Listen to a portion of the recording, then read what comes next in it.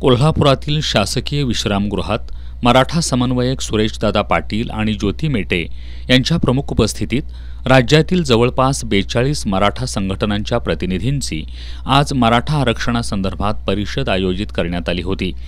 या परिषदेत महाराष्ट्र शासनानं ओबीसी समाजाला ज्या सोयी सवलती लागू केल्यात त्या मराठा समाजाला सरसकट लागू कराव्यात, Hyderabad gadget, Satara gadget, Bombay gadget यानुसार महाराष्ट्र शासनानं अंमलबजावणी करावी, महाराष्ट्रामध्ये ओबीसी प्रमाणे एसईबीसी प्रवर्गातील विद्यार्थ्यांना प्रतिपूर्ती करावयाच्या इतर शुल्काबाबतची सवलत देण्यात यावी, महाराष्ट्रामध्ये कुणबी प्रमाणपत्र देण्यासाठी जिल्हा आणि तालुका पातळीवर समिती गठीत करण्यात यावी, मराठा आंदोलकांवर दाखल झालेले गुन्हे उच्च न्यायालयाच्या निर्देशानुसार तसेच शासन निर्णयानुसार तपासून मागे घेण्यात यावेत, यासह 10 ठराव आरक्षण परिषदेत मंजूर करण्यात आलेत।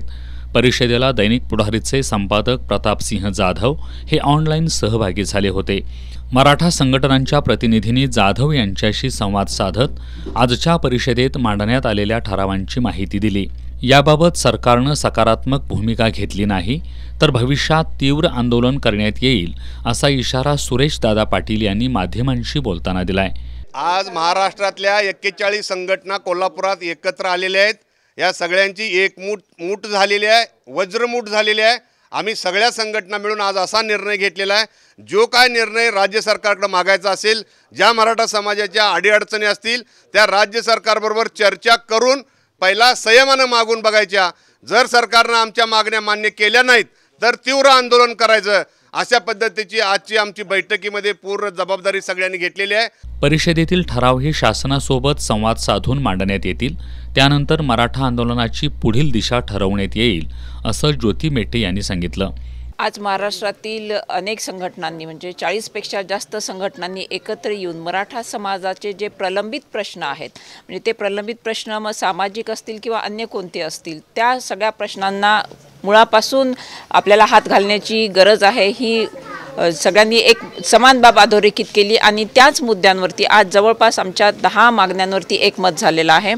आणि मराठा आरक्षणाव्यतिरिक्त अन्य मुद्द्यांवरती जे काम करायचं आहे त्या मुद्द्यांवरती आम्हाला शासनाकडे एक संवाद साधण्याची आम्ही सुरुवातीला तयारी दर्शवतो आहोत आणि शासनाकडे संवाद साधून आमच्या मागण्या शासनापुढे मांडणार आहोत। त्यानंतर शासनाचा कसा प्रतिसाद येतोय ते पाहून मग या संघटनांची मागण्यांबाबतची पुढील दिशा ठरवण्यात येईल।